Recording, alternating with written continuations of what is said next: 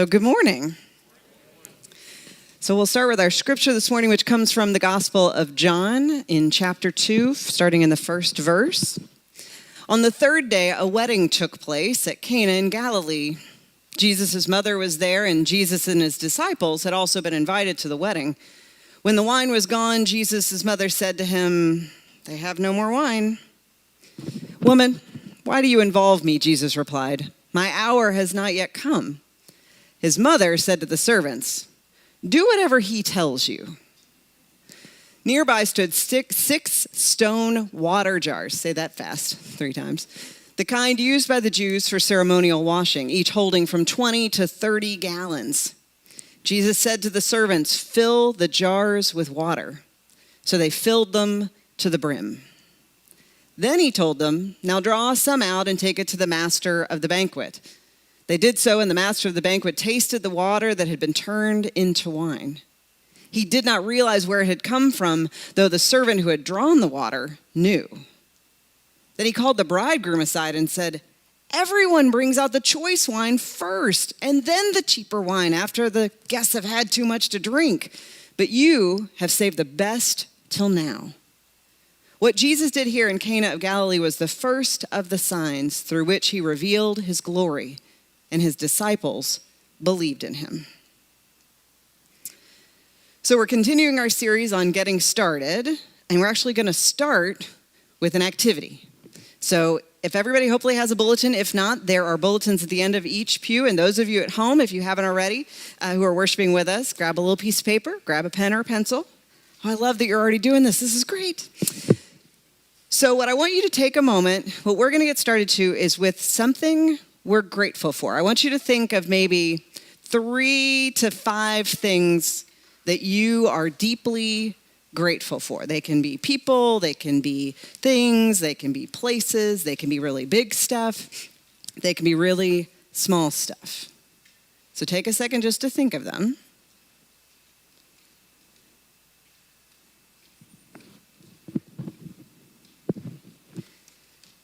Now take one of the things you've thought of and write that down in your bulletin, on your piece of paper, on your Post-it note.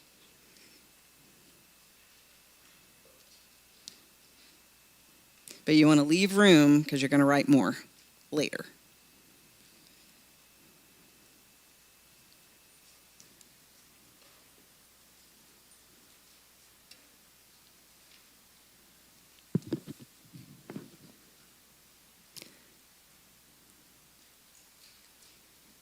Watching where everybody is. Still writing? All right.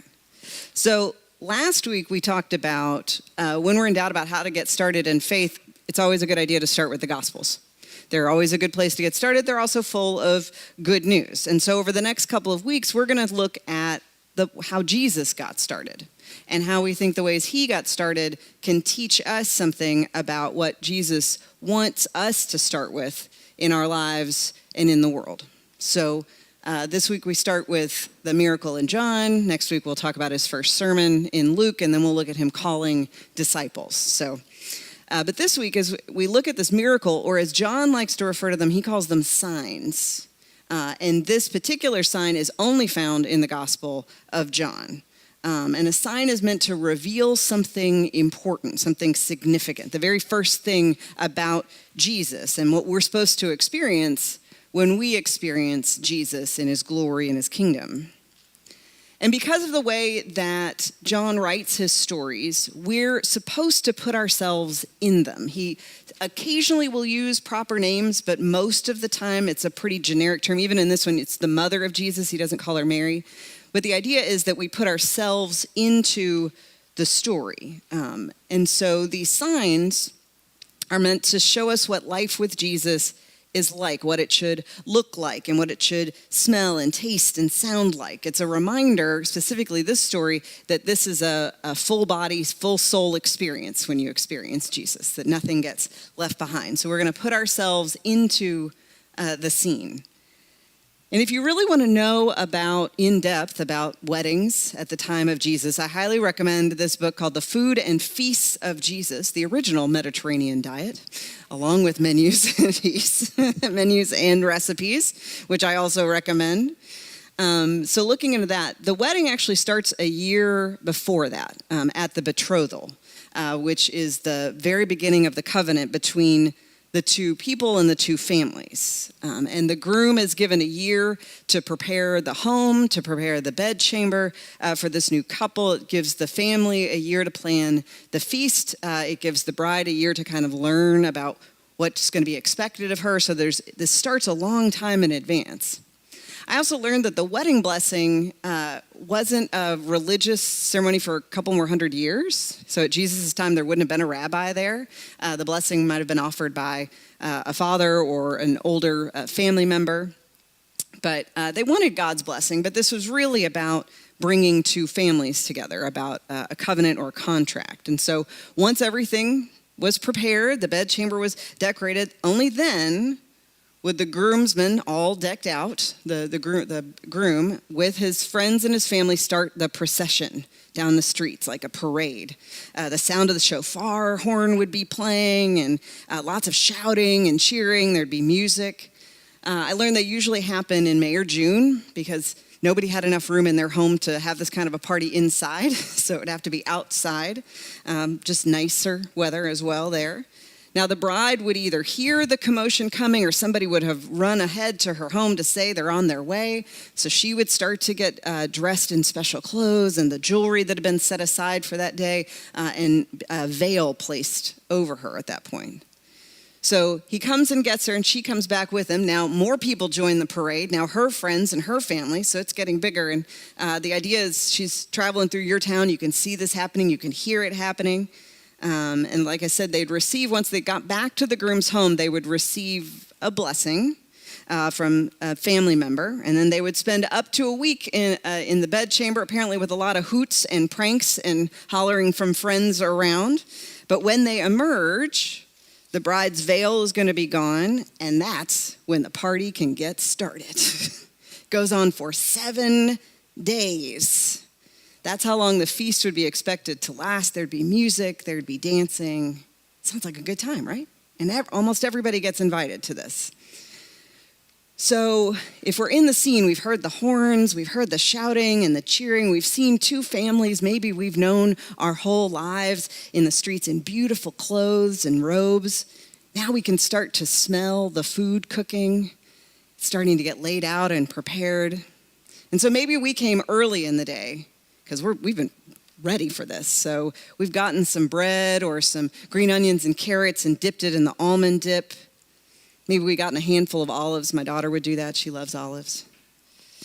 And if we stayed for the later meal, we joined in. We'd get some roasted meat with barley stew, maybe picked up some braised cucumbers with dill, finishing the night with a slice of wedding cake and some melon or sweetbreads. Anybody hungry for lunch yet? Are we all thinking where we're going to go eat after this? Okay. Maybe we've danced a little bit. We've enjoyed the music. We've visited with our friends. It's a good way to spend a day, right? And maybe we get to do it again tomorrow, a couple more days after that. We don't know what day Jesus and his mother and disciples got there. And maybe they had been there for a little while, but clearly something has gone wrong. They maybe are there at the end of the feast because they've run out of wine. And basically, it wasn't a meal any time of the day if there wasn't wine there. It would have been embarrassing for the family. It would have been pretty hard to procure like a really large amount of wine for such a crowd. And I love that in this story, it's Mary who sees an opportunity in this moment. Somehow she can see the bigger picture even before Jesus does.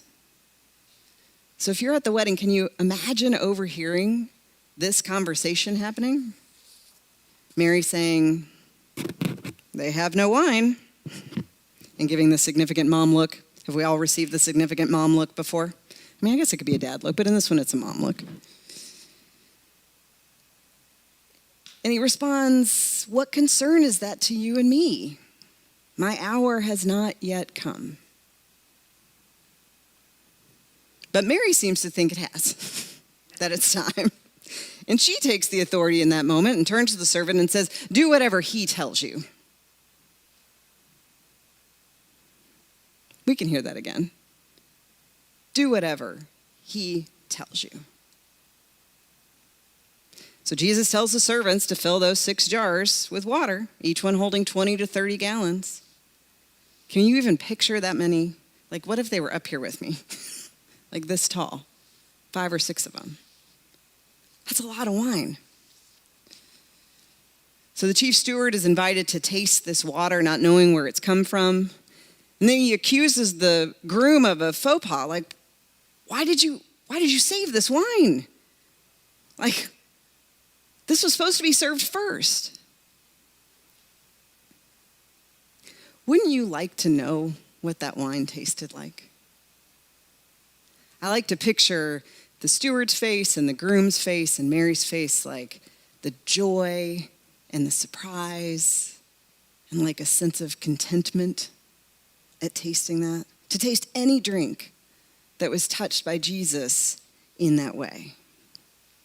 As I said, wine was at every meal. It was an incredibly ordinary part of everyday life for Jesus and for people who lived them. Very good wine would be at weddings and special occasions, but it was always on the table with the bread and the oil.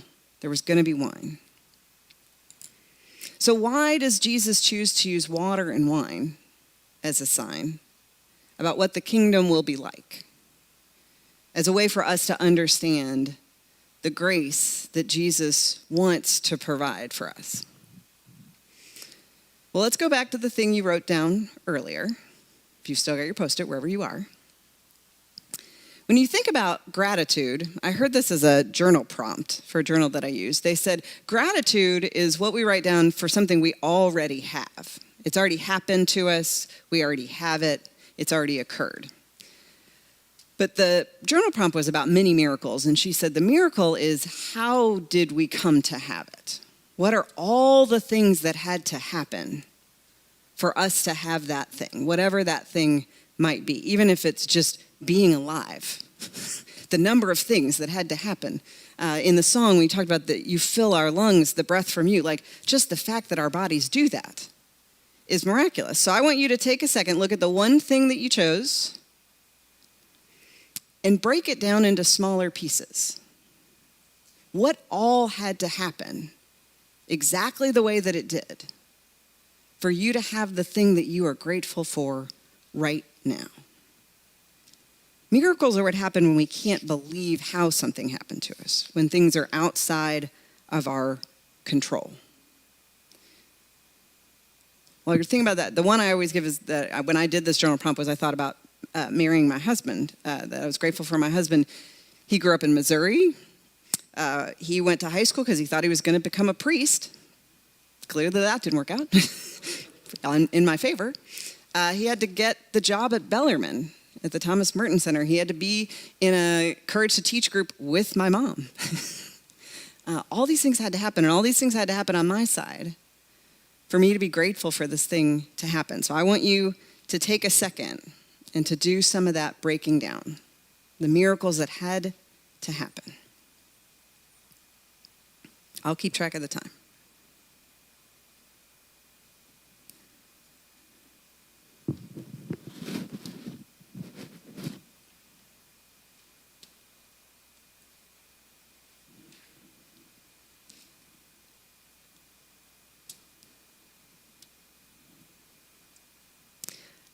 It's amazing when we put ourselves into the story of our own lives, how many miracles go unnoticed or unappreciated every day. Yeah, I promise Mary didn't even hear my sermon before she tied in our wonderful offering to that. That there are miracles all around us.